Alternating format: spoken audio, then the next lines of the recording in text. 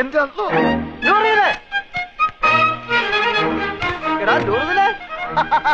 എനിക്കറിയാം നീ സ്റ്റേഷനിൽ വന്ന കാണും തിരക്കിനിടപെട്ട് വട്ടം കറങ്ങിണ്ടാവുന്ന. ഞാനും നിന്നെ പരിധി എവിടെ കാണാൻ? നിന്റെ ഈ മുടിഞ്ഞ കട കണ്ടുപിടിക്കാൻ ഞാൻ എവിടെയൊക്കെ അന്വേഷിച്ച് നീ നിങ്ങൾക്ക് കുടിക്കാൻ എന്ത് ജ്യൂസാ വേണ്ടിയത്? ഗ്രേപ്പ്, പൈനാപ്പിൾ, ഓറഞ്ച്, മാംഗോ, സാത്തുകുടി? ഇനി എനിക്ക് എന്തിനാടാ ജ്യൂസ്? നിന്നെ കണ്ടപ്പോ തന്നെ എല്ലാ ജ്യൂസും ഒരുമിച്ച് കുടിച്ച പോലെ ആയില്ലേ? എവിടെ നിന്റെ അർത്ഥ കൈക്ക് ഉപ്പ് തേക്കാത്ത മാമ? നിന്റെ കട കൊള്ളാമല്ലോ. നിന്റെ മാമ തട്ടിപ്പോയാല് പിന്നെ ഈ കട നിനക്കായിരിക്കും അല്ലേ? ധാരണ്ട് ഞമ്മക്ക് അറിഞ്ഞൂടാ. നിനക്ക് എന്നെ മനസ്സിലായില്ലേ? എടാ, ഒരു ബെഞ്ചിലിരുന്ന് പഠിച്ച് ഒരു പാത്രത്തിലുണ്ട് ഒരു സിനിമ 3-4 പ്രാവശ്യം ഒരുമിച്ച് കണ്ടടാ. നിനക്ക് എന്നെ മനസ്സിലായില്ലടാ. കാള് തെറ്റി. പടച്ചോനാണ് മാമ, ഞമ്മക്ക് ഈ ചെയ്താൻ അറിഞ്ഞൂടാ. അറിഞ്ഞുകൂടാത്തവനാണെങ്കിൽ എങ്ങനെയാണ് അർത്ഥമാക്കി ഇപ്പൊ കേട്ടാളെ എന്റെ മാമ? നാട്ടുകാർ പറഞ്ഞു കൊടുത്തായിരിക്കും. അതെ, ഒന്ന് വന്നാട്ടെ. വരീ. അതെ, ഈ ചെക്കന്റെ പേര് 100 എന്നാണ് ആൾക്കാരെ പറഞ്ഞത്. അതാരെങ്കിലും പറഞ്ഞു തരണോ?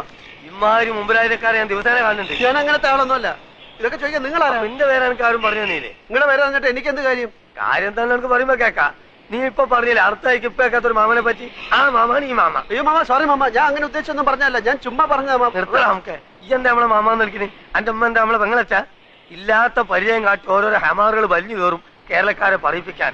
മേലാലിന്റെ പൂടിയന്റെ ചുറ്റുവട്ടത്തിൽ എങ്ങനെ കണ്ടാൽ എന്റെ കാൽ അടിച്ചിട്ട് ഞാൻ എൽഷേപ്പാക്കും. ആ പോ പോ,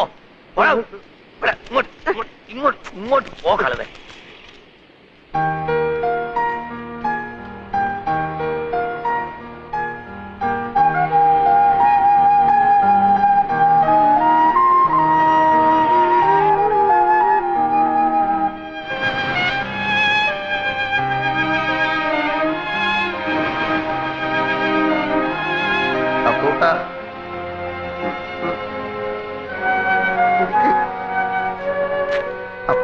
ഈ കടപ്പുറം നിന്റെ തറവാട്ട് വകയൊന്നുമല്ല.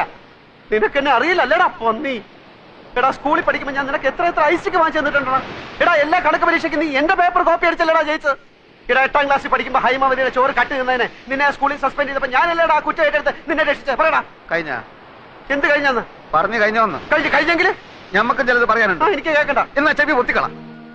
പലിശക്ക് പണം കൊടുക്കുന്ന മാമാന്റെ ആട്ടും തുപ്പ് സഹിച്ചിട്ട് നമ്മളിവിടെ കയ്യാ. എന്തിന്? മൈമുനേനെ മറ്റാരും തട്ടിക്കൊണ്ടുപോവാതിരിക്കാൻ വേണ്ടി. ശമ്പളം ഇല്ല, നല്ലൊരു ഷഡ്ഡി വാങ്ങാനുള്ള പൈസ പോലും അയാൾ തരില്ല. സഹിക്കുക. അങ്ങനെ ഇരിക്കുമ്പോൾ കഴിഞ്ഞ കൊല്ലം നാട്ടിൽ നിന്നൊരു പഹയം വന്ന് ചാടി. നമ്മളെ കോയിക്കലെ മൊയ്തൂക്കാന്റെ മോൻ ഖാലിദ് നമ്മളെ കൊണ്ടാവും പോലെ അവനെ നമ്മൾ സൽക്കരിച്ച് ഒടുക്കം മാമാന്റെ കയ്യിൽ നിന്ന് 500 റുപ്യ വാങ്ങിയിട്ടോ മുങ്ങിക്കളഞ്ഞു. അതിനുശേഷം നമ്മളെ കൂട്ടുകാരനാന്ന് പറഞ്ഞിട്ട് ആര് വന്നാലും മാമാന്റെ അടി ഞമ്മക്ക. ആ ഒറ്റ കാരണം കൊണ്ടാണ് അപ്പൊ കുട്ട